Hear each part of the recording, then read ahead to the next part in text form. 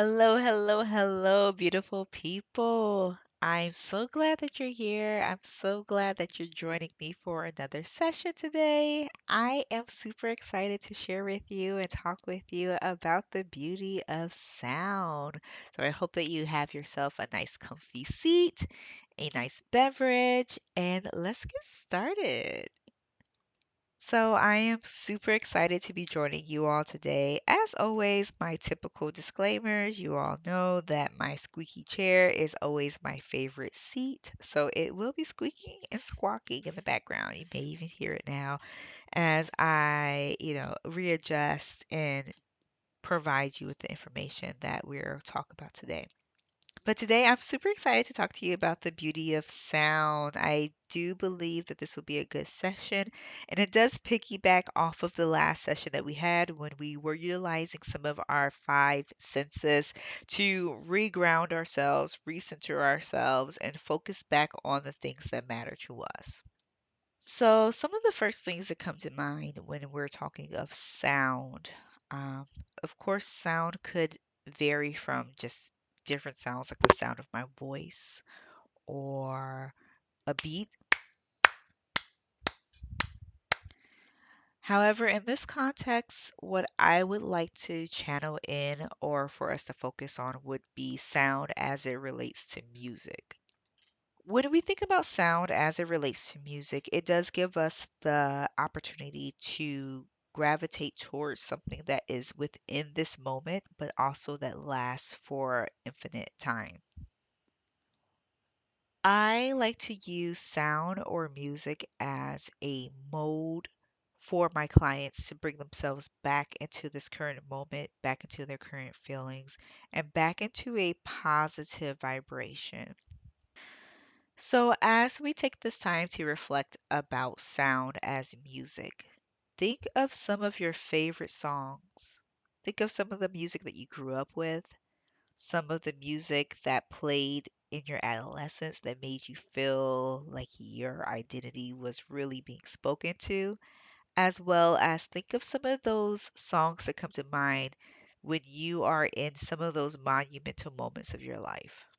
For some people, it could be the music that may have been playing in the background when you had your first kiss, when you were at a family gathering or reunion, when you were at your prom, when you got that first job, or when you and your school team, whether you played football, baseball, volleyball, golf, fencing, etc., when you and your team or peers actually had their first game.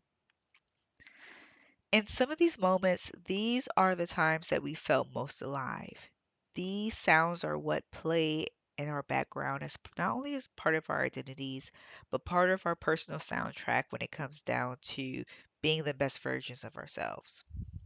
Some of the key things that come to mind when I think of the sound of music and how music plays out in everyone's life is the key foundational components of vibration, which is what gets your body moving, which is what you feel in your feet, you feel in your core, you feel in your hands. The melody, which is the sound that vibrates throughout our eardrums, is the thing that is always playing in the background when you're at work and you're still humming the song, or you're singing the chorus or the la la la la la la la part of the song. And then, of course, there's the words that stand with us. I'm sure many of you recall when Rihanna made that work song. A lot of people, when they would actually be going into work or when they were at work, they would always sing work, work, work, work, work. The words are the inspiration or the ideas or the concepts that come to mind as it relates not only to us, but to our broader environment and reality. Then there's the imagery, what the song brings to mind for us. Sometimes it could be a reflection of the actual words that's being said, or it can also cause us to have other thoughts, images, or ideas that come to mind based on what our current environment is or where we're going or what the words imply or what feelings the words resurrect from us. And then lastly is community. When we think of music, music does bring us not only into a community, but it also shows us who is in community with us. So, as it pertains to coaching and making sure that we're bringing ourselves back to our current moment, music is that foundation for a lot of my clients. It is also a tool that I utilize to ensure that we are leveling our emotions to a point where we can be able to communicate about our thoughts, our feelings, and where we perceive ourselves in this moment in time. Utilizing the definition presented by SPJ Guitar Lessons on YouTube, music theory is the grammar syntax of music, which is the study of the fundamental elements that construct and govern musical language, such as notes, scales, chords, rhythm, and harmony. Rather than a strict set of rules, it is a tool used to describe, analyze, and communicate how and why music works. I put this slide here because I did want to share that though this is not a concrete definition per se of how music theory is defined, and it is also defined in other ways based on other sources, it is a way that I utilize coaching to help fundamentally assist my clients. So when we think about how therapy or how coaching or how advice or how consulting works, there are different elements that comes with each category of assistance essentially. But in my specific coaching business and coaching practice, I want for my clients to be able to have tools that they are able to walk away with that allows for them to kind of zone into like this last part of the definition, which is to describe, analyze, and communicate how they are feeling, what they're going through, and how to proceed from that point moving forward.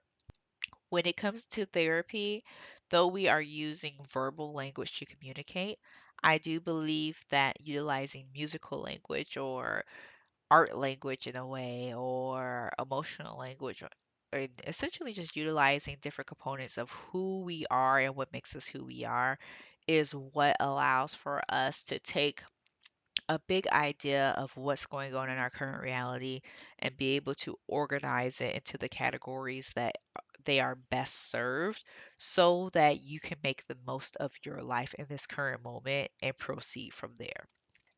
When I am working with a client, part of the music journey that we utilize to reground ourselves in this present moment is we analyze music from your past, your present. Oh, I realized present is spelled wrong. All right, correction.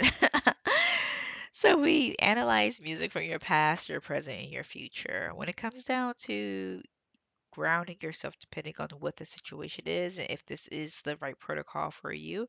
You can also walk through some of these steps via this YouTube video, but this is something that my clients and I also dig into in our sessions as well.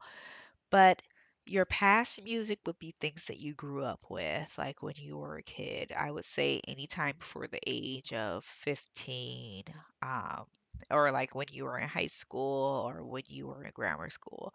For those of you that are currently in high school, I would say your past music will be the things that you grew up listening to when you were a child or that your parents played for you.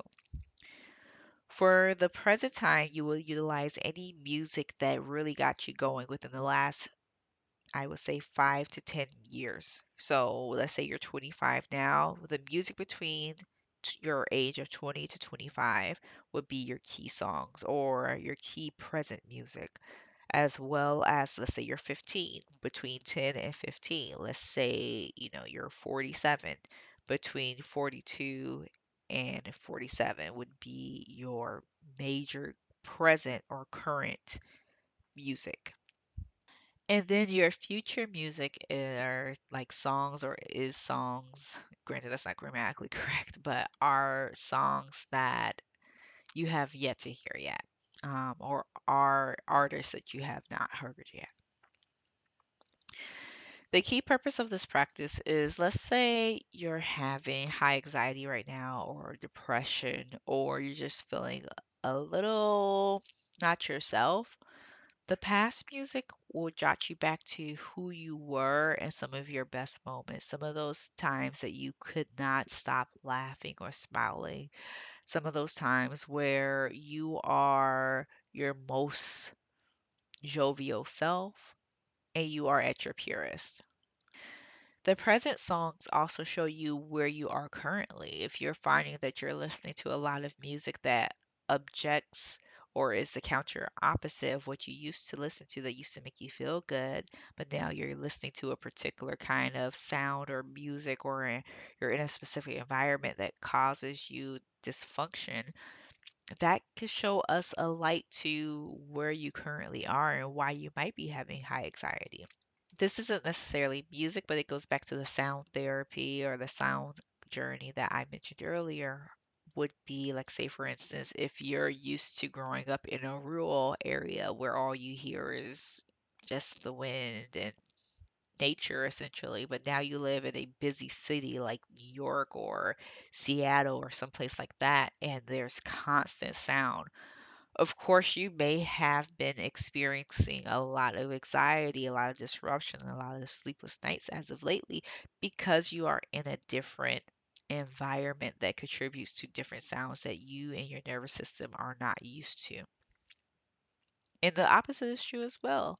If you are a person that's from a big city like Tokyo or someplace that has a lot of activity, movement, conversations, things happening, dings and dongs and rings, music even playing in the streets, but you have taken on a job opportunity or taking on a new relationship or taken on a new adventure in your life that is completely silent to what that old world of yours used to consist of, that might be bringing you some feelings of like imposter syndrome or not belonging or isolation of some sort. As a result, sometimes we do gravitate towards sounds or music that confirms that internal feeling of ours. So, in a hypothetical sense, let's say you were always like a very upbeat, positive, bubbly person. You did not listen to things that had cursing or any type of other language in it that was maybe, I would call it bubblegum music, like things that were repetitive in nature and had a simple message, like things like "Don't Worry, Be Happy," songs like "Come On Barbie, Let's Go Party." I know that's not what it's called, but different genres of songs or different types of songs that were not even necessarily played on the radio because it wasn't considered pop music or trendy at the time, but things that were pretty vanilla in nature, which is totally fine. There's a level of innocence that's associated with it, or a level of, or rather a characteristic of just being present in nature. And that's where I'm getting to. Some of the songs that you may have listened to growing up presented a specific kind of idea or concept or reality to you specifically, for whether it was just to you as a individual, but also maybe it could have spoken to the environment or household that you grew up in or the community that you were a part of. But now you may be listening to things because you're being forced to, whether it is also the environment forcing you to listen to things that are not as intricate or connected to your core as the prior music, and or because that's the only thing that's coming on currently, or because that's the only thing that's available right now for whatever reason. Maybe, say, for instance, you're in a situation where the only thing that you can listen to right now is the radio, but the radio continues to have music that does not connect with you. Sometimes we can feel like that speaks to our greater reality. Say, for instance, you're having a car ride or you're on transit and you're listening to a particular song because that's the only thing that Spotify keeps spilling towards you, or that's the only sound that keeps playing on the radio. I often find that sometimes people feel stuck with these options, and because of that, they allow these options into their reality. I had a client that would drive around and on their way to and from work or going to events. And just as a disclaimer, this client is totally okay with me sharing this particular information as an example. We have spoken about this. But, and also the client would like to share the story in case it helps other people out there. But let's go back to the client's example.